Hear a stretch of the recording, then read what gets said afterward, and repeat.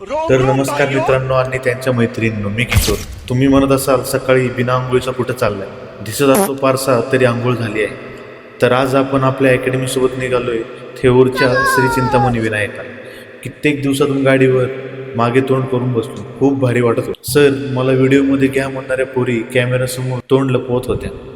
वाटेत शाळेत चाललेला विठ्ठल पण भेटला आणि वारकरी. त्यानंतर मी आलो मंदिरात. दर्शनाच्या रांगेत या पोरी म्हणल्या, सर मला पण ब्लॉग मध्ये घ्या. मग काय, घेतलं. त्यानंतर दर्शन झालं, बाहेर आलो. नंतर घरी येऊन निघालो ऑफिसला. दिवसभराचे काम करून गेलो जिमला. तिथे गेल्यावर आपला भाऊ लय खतरनाक रोड रोलरचं काम करत होता. म्हणलं चालू दे. आज होता लेग डे. मग काय, घरचं खाऊन जिमचं ओझं घेतलं खांद्यावर.